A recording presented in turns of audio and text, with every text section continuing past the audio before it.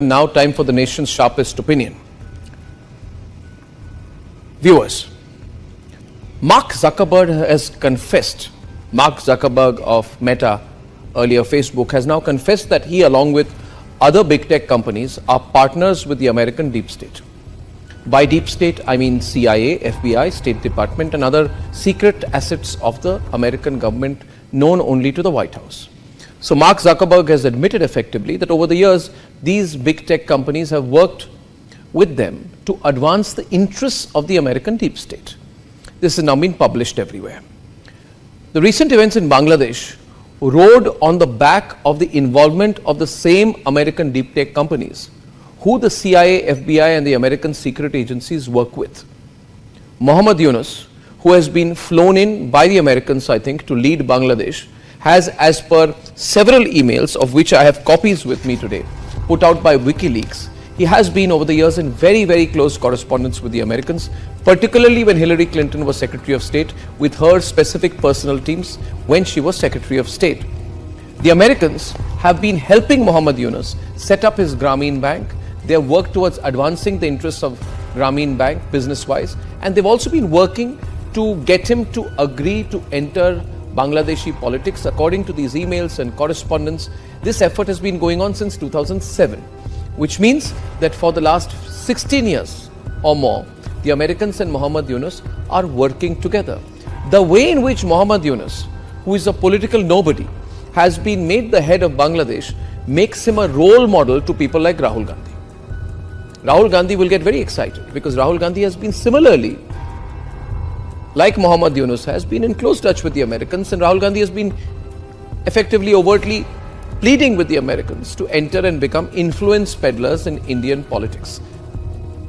Now, ladies and gentlemen, since Narendra Modi went to Moscow recently and defied the Western media expectations that he would distance himself from Vladimir Putin, the American State Department, the American Embassy in New Delhi, and its deep state assets and machinery have become overactive.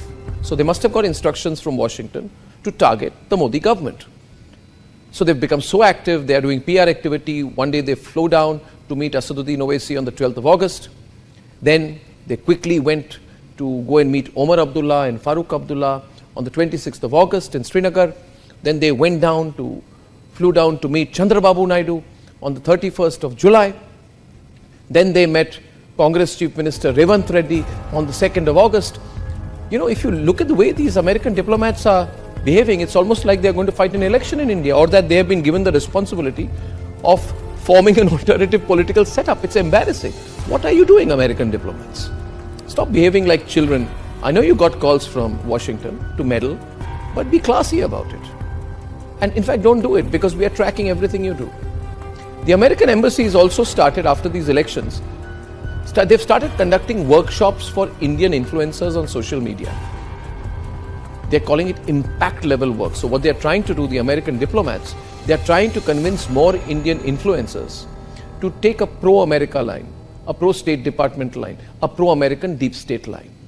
The Americans think this way they will influence the influencers, and the influencers will do what they want them to do, and maybe in the course of it, through some usual American deep state techniques, they'll call it funding good journalism, or they'll call it funding impact journalism, or whatever like that. They'll keep giving bits of money to people they like. In fact, you should all do the research on which are the people, which are the organizations, which are those digital companies, influencers, who have been taking money from the Americans. Directly, it happens quite directly, $10,000, $20,000, $30,000. They give this money, and these Indians gratefully accept it. And that's how the deep state works.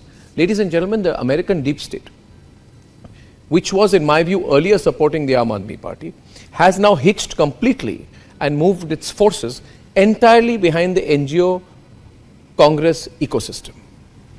Mark Zuckerberg's admission in all of this, that he has been a very loyal lieutenant, effectively, of the American deep state, brings into the open the big tech deep state conspiracy.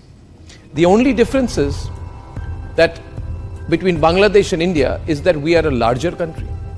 We are a bigger country, we are a stronger country. And by putting out this kind of information, like I am doing to you right now, like Republicly is constantly putting out to you, we are doing this because we are preparing you, the viewers and supporters of the Republic Media Network, and the people of India, We are preparing you to be prepared for the onslaught of this conspiratorial, dangerous American deep state, American big tech, along with some political parties and leaders in India, their attempt to carry out an onslaught on Indian democracy. I believe this is an inevitability. They are working so hard on it, they will try to do it. Who are the people who will work with them in India? Well, it could be the same people who are questioning the EVMs, the same people who are questioning the whole electoral process in India, and are therefore creating a narrative on behalf of their American bosses that Indian electoral democracy has failed. Take a few steps back and look at what people in Bangladesh were saying 2 to 3 months back. They, along with the Americans, started saying that yes, Sheikh Hasina has won the elections, but the elections were not fair. The electoral process is not fair. Now, was the coup fair? Was the military coup fair? Was bringing in a political nobody like Muhammad Yunus, who is clearly an American agent, a deep state agent, and putting him as the face of a military government, is that fair to the Bangladeshi people? Is the crashing of the Bangladeshi economy fair? Are the killings of Hindus fair? Ladies and gentlemen, the people in India, the Mir Jafars, feel that if the Americans could make Muhammad Yunus the leader of Bangladesh, then they too can use the Americans as a springboard to come to power in India. And these people in India who are losing elections or have not fought an election or can never win an election through the normal way, who will keep losing elections, they want to work together with American deep tech to engineer chaos in India, to subvert the election results of June 2024. Now, in all of this, what do you need to do? What you need to do is to let everyone know what this American deep state plan is against Bharat.